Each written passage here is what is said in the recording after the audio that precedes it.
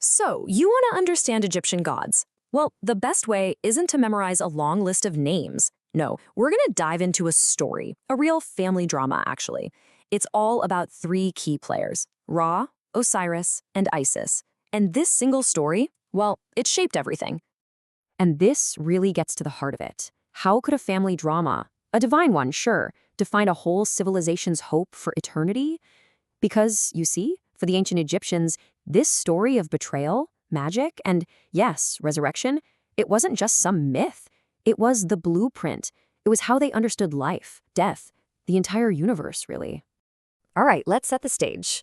Our story kicks off in a time of, well, perfect harmony.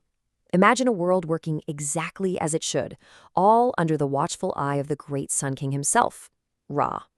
Now, before we go any further, there's a concept you absolutely have to get to understand ancient Egypt. It's called Ma'at. And this wasn't just an idea. It was the fundamental organizing principle of everything. Think of it as truth, justice, balance, and cosmic order, all rolled into one. And the opposite? That was Isfet, chaos. The goal of all existence, from the mightiest pharaoh to the humblest farmer, was to uphold Ma'at. And who's at the very top of this perfect order? That would be Ra. As the sun god, he was pretty much the engine of all creation. Picture this. Every single day, he's sailing his solar boat across the sky, bringing light and life to the world. And then every night, he has to journey through the dangerous underworld, fighting off chaos, just so he can be reborn at dawn. His image, that classic falcon-headed man, tells you everything you need to know, right? The falcon, a majestic creature of the sky, seeing everything from above. It's perfect symbolism.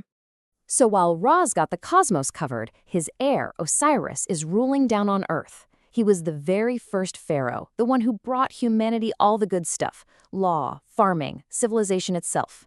And his rule, which was fair and prosperous, well, that wasn't just seen as good leadership. It was Ma'at, that divine order made real right here in the mortal world. So you see the setup, right? It's this beautiful symmetry. Ra handles the big picture, the cosmic, the daily rebirth of the sun. Meanwhile, Osiris is in charge of the earthly realm, the progress of society. You've got two kings, two realms, all in one perfect state of Ma'at. But, as we all know, perfect order, well, it rarely lasts, does it? And here it is. This is the big turning point in our drama. This is the moment when Isfet, chaos, just violently bursts onto the scene and shatters that perfect harmony. And who's the cause of all this chaos? It's Set, Osiris's own brother. Just consumed by jealousy, he murders the king. Now, you gotta understand, this was way more than just a royal assassination. This was a cosmic crime. It was the ultimate act of Isfet, a direct attack on Ma'at, on the very fabric of the universe. But this is where the Egyptian way of thinking gets so fascinating. Because for Osiris, death wasn't the end, not at all. It was a catalyst. It sparked this profound transformation. He didn't just disappear, he became something else, something completely new and eternal. And his new appearance tells the whole story. He becomes that iconic figure we all recognize, the mummified king. His skin is green for new growth and regeneration, or sometimes black like the rich, fertile silts of the Nile River. He's wrapped, he's bound, but look, he's still holding the crook and flail, the symbols of his kingship. He might not be king of the living anymore, but now he is forever the king of the dead. And this is such a crucial point to get. For the ancient Egyptians, a god's image wasn't just art. It was a theological statement. It was a visual breakdown of their purpose and their power. Everything, their posture, their skin color, whether they were part animal, all of it was theology you could literally see. And this right here just lays it all out perfectly. Look at the contrast. You've got Ra, the Falcon Man, all about active, sky-high power. He's a hybrid, right? Human mind, animal instinct. Then there's Isis with her wings, representing active, magical protection. But Osiris is different now. He's completely human in form, but he's mummified. He's static. His power isn't about doing things in our world anymore. It's about the promise of stability, of resurrection after you die. His form is his function. So, Ma'at is shattered. The king of the dead is now in charge of his silent kingdom. So, Who's gonna fix this mess? Well, that job falls to our story's real hero, the goddess Isis. Let me tell you, Isis is one of the most powerful gods in the whole pantheon, and her strength isn't about physical force, no, it's her intelligence, her mastery of magic, and her incredible devotion. She is the ultimate protector. And get this, her name is literally the hieroglyph for throne. That tells you she is the source of all legitimate royal power. So after Set murders Osiris and scatters his body parts all over Egypt, it's Isis who springs into action. She searches tirelessly, finding every single piece of her husband. Then, with just this incredible love and devotion, she reassembles him, and then, in this amazing act of magic, she brings him back to life. Just for a moment, just long enough to conceive their son, Horus. And Horus is the heir who will grow up to challenge Set and take back the throne.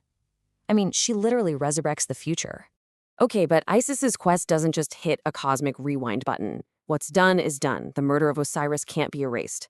What her actions do, instead, is create a whole new cosmic balance, a new reality for everyone, gods and humans. So here's the bottom line. Ma'at, that divine order, is restored. But it's a different kind of order now, more complex.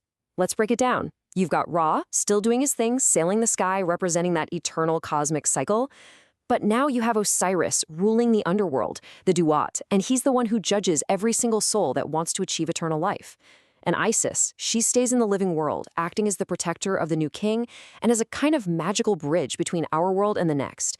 The universe is fundamentally different now. And this brings us all the way back to that first question we asked. Why does this family drama matter so much? Well, because it was never just a cool story about the gods. It became a personal roadmap, a guide for every single Egyptian. You see, the Egyptians looked at what happened to Osiris, and they saw themselves. They saw their own potential. The thinking was, if our God can be betrayed, murdered, pieced back together by love, and then reborn into a glorious new existence, then maybe, just maybe, so can we. The journey of Osiris became the promise of eternal life for everyone, as long as they lived a good life and followed the right rituals, of course. And this quote really just sums it all up perfectly. This one family story gave an entire civilization the framework for dealing with death. When you died, the goal was to become an Osiris. When you were judged, you stood before Osiris. And if you made it, your eternal life was a reflection of his own resurrection. So let's end with this thought. The ancient Egyptians, they didn't find their hope in some fantasy of a perfect, static world. No, they found it in a story about tragedy, about loss, but also about incredible devotion and transformation. And maybe their deepest insight was that true, lasting order, that Ma'at, isn't something that's just there. It's something that has to be broken, has to be lost, and then has to be lovingly and intentionally put back together to have any real meaning.